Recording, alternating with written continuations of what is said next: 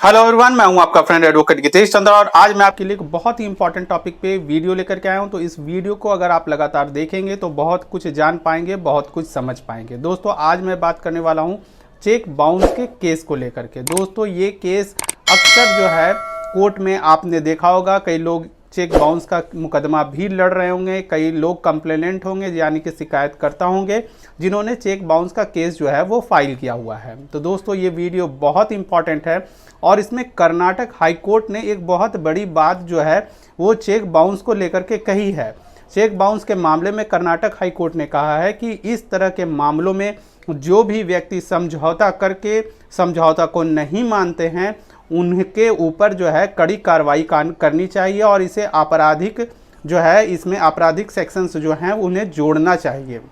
दोस्तों, आप सभी जानते हैं कि चेक बाउंस का मुकदमा कब फाइल होता है। जब कोई व्यक्ति आपसे पैसे लेकर के आपको चेक देता है और वो चेक जब जो है बैंक में है वो बाउंस कर जाता है या बैंक आपको ये बताता है कि आपने जो चेक लगाया था उसमें पैसे नहीं हैं या सिग्नेचर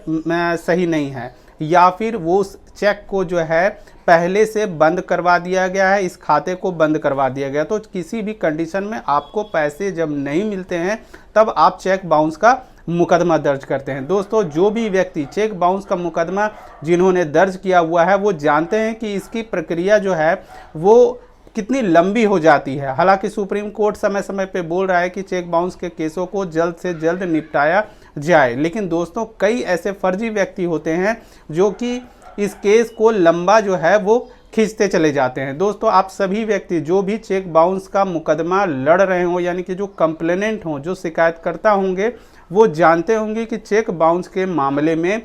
सबसे पहले तो सामने वाले व्यक्ति को लीगल नोटिस भेजा जाता है। सामने वाला लीगल नोटिस का जो जवाब है वो शायद ही आपको कभी देता है।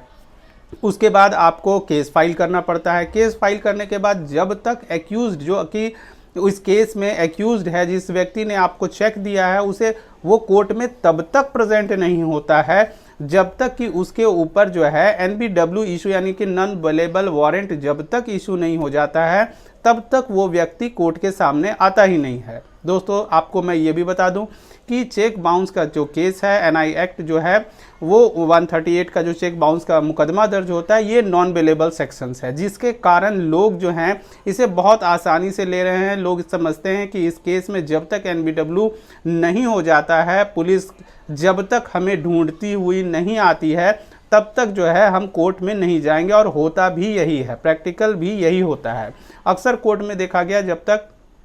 अपराधी के ऊपर जो है NBW का जो है जज से कोर्ट के यहाँ से जब तक ऑर्डर इशू नहीं हो जाता है तब तक व्यक्ति प्रेजेंट नहीं होता है। अब जब व्यक्ति प्रेजेंट हो जाता है, प्रेजेंट होने के बाद बेल तो उसे आसानी से मिल जाती है, लेकिन उसके बाद जब एविडेंस पे केस चलने लगता है तो कई सारे व्यक्ति ऐसे होते हैं जो कि तुरंत से कंप्लेनेंट यानी शिकायतकर्ता से समझौता करने की कोशिश करते हैं और कोर्ट भी चाहती है कि इस तरह के मामलों को समझौते के आधार पर के ख़त्म कर दिया जाए। और कई सारे ऐसे व्यक्ति जो फर्जी व्यक्ति होते हैं वो ये कहते हैं कि हम जो है पूरे पैसे देने को तैयार हैं, हम समझौता करने को तैयार हैं, और तब कोर्ट जो है एक फॉर्म साइन करवाती है दोनों पार्टियों से, यानी जो मेडिएशन का फॉर्म होता है उसे वो साइन करती है और साइन करके मेडिएशन सेंटर में भेज दिया जाता है। दोस्तों, कई सारे चेक बाउंस के केसों में मैंने देखा है कि दोनों पक्ष जो हैं मेडिएशन में आपस यानी कि समझौता केंद्र में समझौता कर लेते हैं। जो केस करता है यानी जो शिकायत करता है उसे भी लगता है कि अब हमें हमारा पैसा जो है वो मिल जाएगा और वो भी खुशी खुशी जो है वो समझौता कर लेता है। लेकिन कई मामलों में मुझे लगता है कि 100 में से 95% चांसेस जो होते हैं जब समझौता लोग कर रहे होते हैं उनके केस में उन्हें पूरा पैसा नहीं दिया जाता है। मान लें कि अगर 5,000 रुपये का चेक बाउंस का केस है तो वहाँ पे जो एक्यूज्ड है वो 1,000 रुपये देता है और ये कहता है कि पहले समझौता करके केस को ख़त्म कर लो और केस ख़त्म होने के बाद जो है बाकी के 4,000 मैं आपको दे दूंगा। लेकिन वो व्यक्ति कभी जो है वो 4,000 रुपये नहीं देता है। तो दोस्तों, जो भी व्यक्ति जिनका भी मुकदमा जो है कोर्ट में चल रहा हो, चेक बाउंस का मुकदमा चल रहा हो, जब तक आपको पूरे पैसे आपके नहीं मिल जाते हैं, अगर आप समझौता के आधार पर केस को ख़त्म करवाते हैं तो आप ये मान के चलिए कि आपको आपका पैसा जो है वापस नहीं मिलने वाला है, क्योंकि जो व्यक्ति आपके साथ आपको फर्जी चेक दे सकता है, आपके लीगल नोटिस का जवाब नहीं देता है, जब तक उसके ऊपर नॉन अवेलेबल वारंट इशू नहीं होता है, तब तक वो कोर्ट में प्रेजेंट नहीं होता है, और वो व्यक्ति एक दिन आता है या 2 डेट में आता है तो आपको लगता है कि वो आपको पैसे आपको दे देगा। ऐसा बिल्कुल नहीं होता है, क्योंकि जो भी व्यक्ति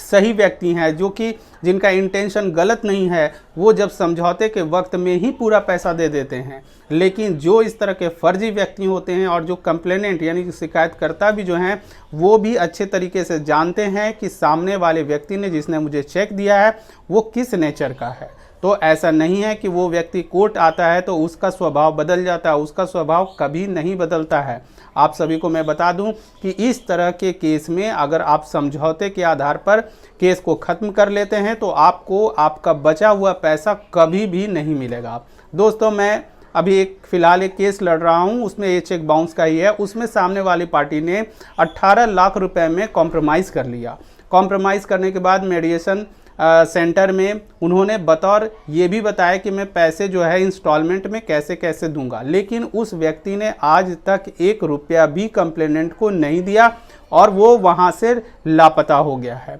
यानी कि वो अब कोर्ट में प्रेजेंट भी नहीं हो रहा है। तो दोस्तों, वो व्यक्ति जो कि सामने वाला व्यक्ति जो था, जो एक्यूज्ड पर्सन था, वो इंटेंशनली ऐसा कर रहा है। वो ऐसा क्यों करता है? ताकि जो भी पीड़ित है, जो कंप्लेनेंट है, वो लगातार कोर्ट आते आते थक जाए, उसे ये लगने लगे कि हमारे मामले में अब कुछ भी नहीं होने वाला है, सामने वाला व्यक्ति तो भाग गया है या फिर हमसे समझौता कर लिया है, समझौता के आधार पे हमने भी सिग्नेचर कर लिया है। और कोर्ट के बाहर जो एक्यूज्ड है, जो कि फर्जी व्यक्ति है, वो कंप्लेनेंट को किसी भी थर्ड पर्सन से ये कहलवाता है कि हमने तो उससे समझौता कर लिया, केस तो हमारा अब कमज़ोर हो गया है, अब उस केस में कुछ होने वाला है नहीं, तो अब जो पैसे मैंने दे दिए वो दे दिए, अब मैं दोबारा जो है कभी नज़र नहीं आऊँगा। तो दोस्तों, कोर्ट भी इस डेट को, जब समझौता किसी केस में हो जाता है, कोर्ट को भी लगता है कि हाँ समझौता हो गया हो तो पैसे उसे मिल जाएंगे, कोर्ट भी देखती है। लेकिन दोस्तों, जो कंप्लेनेंट होता है, चूँकि वो पहले से ही पीड़ित होता है, उसके पैसे फंसे हुए होते हैं, उसका जो स्टार्टिंग प्रोसेस होता है कि लीगल नोटिस भेजो, फिर केस फाइल करो, यानी कि ये जो प्रोसेस है वो काफ़ी लंबा होता चला जाता है। तो इसलिए दोस्तों, जो भी व्यक्ति इस तरह का समझौता नामा बना करके और उसके बाद जो है केस को ख़त्म करवाने का इंटेंशन या फिर केस को लंबा खींचने का जो उनका इंटेंशन है, ऐसे व्यक्तियों के लिए ही कर्नाटक हाई कोर्ट ने कहा कि ऐसे व्यक्तियों के ऊपर जो है आपराधिक सेक्शंस लगने चाहिए और इसके आधार पे उन्हें दंडित किया जाना चाहिए। दोस्तों, कई सारे व्यक्ति ऐसे भी होते हैं जिसको मैंने देखा है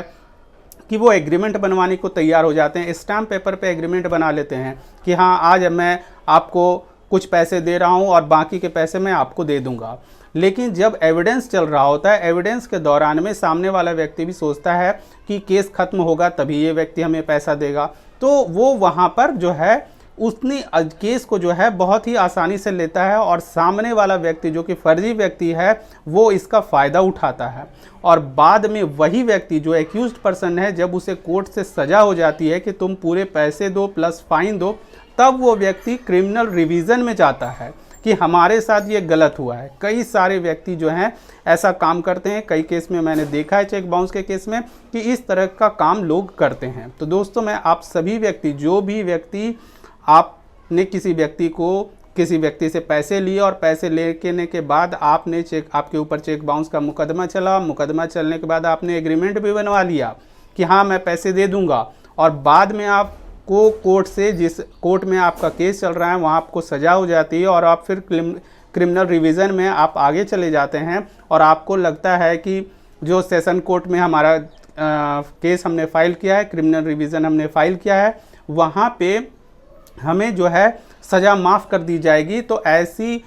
अगर आप बात सोच रहे हैं तो आप पूरी तरह से गलत हैं। उल्टे जो है कोर्ट जो है आपके ऊपर और अतिरिक्त फ़ाइन लगाएगी, कोर्ट का समय जाया करने के लिए और कोर्ट को मिसगाइड करने के लिए। तो अगर आप ऐसा सोचते हैं कि समझौते के आधार पे हम सिर्फ केस को लंबा खींचेंगे, तो ये आपकी बहुत बड़ी गलती है। आप के ऊपर आपके जो आपको पिछला कोर्ट जो है, निचला कोर्ट जो है, उसने जो आपको फाइन किया वो तो रहेगा ही रहेगा। साथ ही साथ आपने सेशन कोर्ट में आकर के क्रिमिनल रिवीजन फाइल करके जो कोर्ट का कीमती समय बर्बाद किया है उसके लिए भी आपको अलग से जुर्माना देना पड़ेगा। तो दोस्तों इस तरह की गलती कभी नहीं करें। और साथ ही साथ मैं उन सभी व्यक्तियों जो कि कंप्लेनेंट हैं, जो शिकायत करता है, जिनके पैसे फंसे हुए हैं, आप कभी भी समझौते के दौरान में जब तक आपको पूरा पैसा नहीं मिल जाता है आपको कभी समझौता नहीं करना चाहिए। कई लोग ऐसा भी करते हैं कि कोर्ट के बाहर यानी कि गांव में हमने पंचायत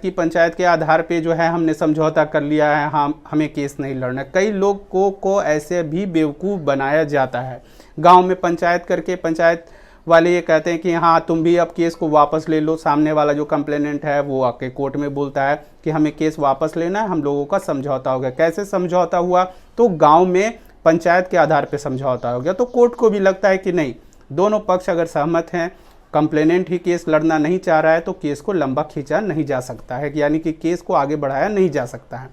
उस कंडीशन में क्या होता है, केस तो क्लोज हो जाता है और सामने वाले व्यक्ति को पैसा नहीं मिलता है। दोस्तों कभी भी इस तरह के समझौता जो कि फर्जी व्यक्ति हैं उनसे कभी नहीं करें। हाँ, जो जेन्युइन व्यक्ति हों, जो अच्छे व्यक्ति हों, अगर वो समझौता कर रहे हैं, अगर आपको लगता है कि नहीं सामने वाला व्यक्ति आपको पैसे दे देगा, उसका स्वभाव अच्छा है, वो नेक दिल का व्यक्ति है, तो आप समझौता ज़रूर करें। लेकिन मैं कह रहा हूँ कि जब तक आपको पैसे नहीं मिल जाते हैं तब तक आप समझौता नहीं करें। तो दोस्तों ये थी मेरी वीडियो चेक बाउंस के ऊपर। अगर आपको अच्छी लगी हो और कुछ भी जानकारी मिल पाई हो तो इस वीडियो को लाइक, कमेंट, शेयर करें। Thank you. जय हिंद, जय भारत।